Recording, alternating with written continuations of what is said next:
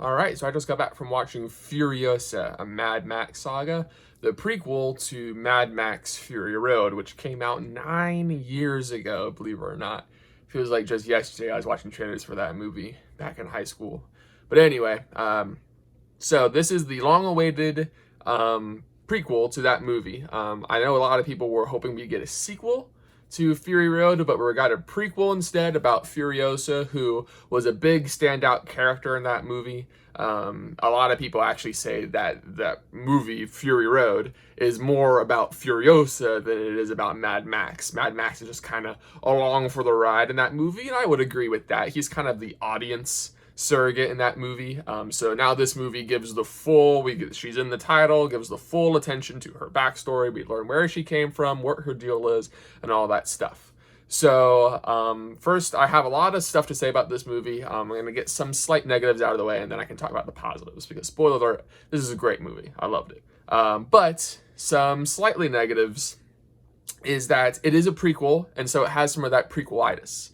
And what I mean by prequelitis is that because it's a prequel, I wasn't necessarily as much on the edge of my seat as I would have if it wasn't a prequel, because I know what's going to happen to her because I've seen the other movie. So I know certain things that are going to work out and things that aren't going to work out, and what certain plot beats are going to be because I've seen the movie. I know where she ends up.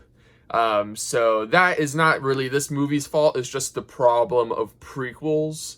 But I do think this movie knows that it's more about the journey than the destination. I don't really want to spoil why the movie is that way. But it is one of the better prequels because it knows that if it treats everything like, you don't know what's going to happen, we're going to get bored. So there's twists and turns, obviously, but it's more about the character and what she's going through and the stuff that we don't know about her that the movie focuses on. And so they do a good job there.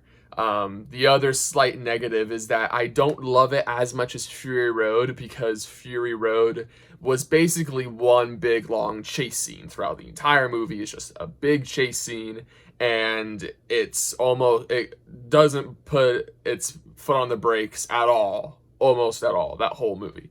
And I love that. I love that about that movie. I think it's great for that, and it's very unique. This movie is not like that, and I don't think it should be that. So again, it's not a huge negative about this movie. It's not just repeating what made Fury Road so good, because that would have been cheap. So it's not doing anything like that. But what it does do, while I don't enjoy as much as I did in Fury Road. And it might be nostalgia, who knows? But those are really the only two negative things I have to say about the movie.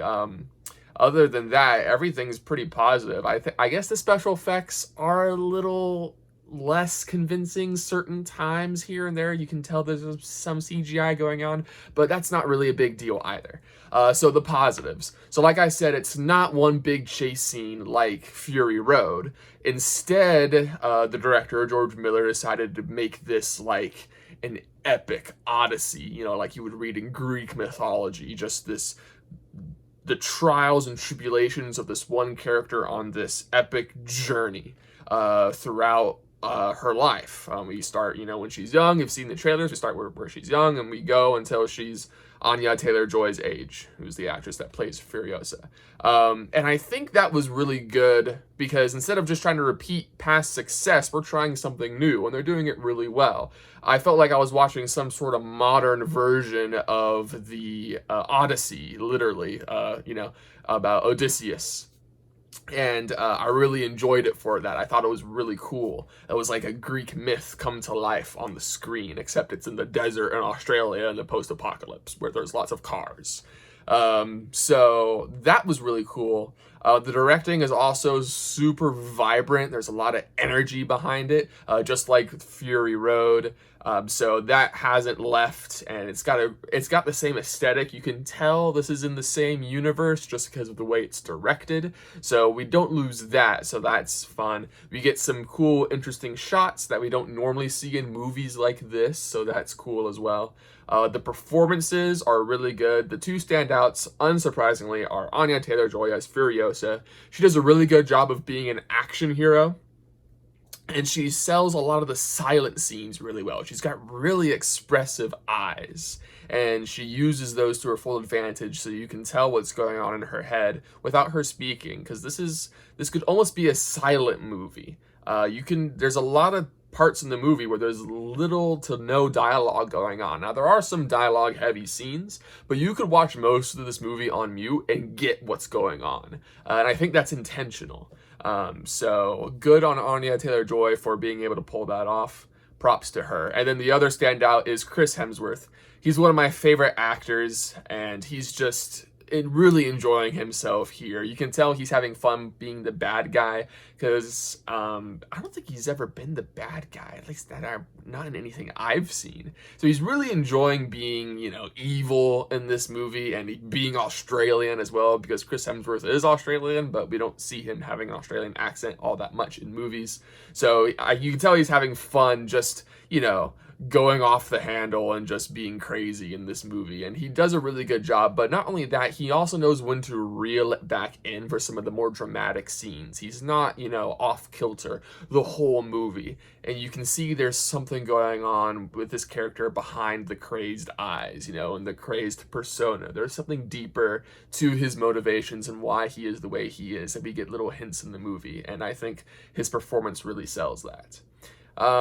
So yeah, I don't want to go into much more of the story because I don't want to spoil the stuff that can be spoiled, because what happens to Furiosa and the journey that she goes on is quite interesting. All I will say is that this is definitely a theater movie. Go watch this in the theater. Don't wait for it to be on the small screen or on your phone or whatever. It's got big explosions, big cars, big set pieces, big landscapes. Watch this in the theater, please. If you're interested in this type of movie, that is.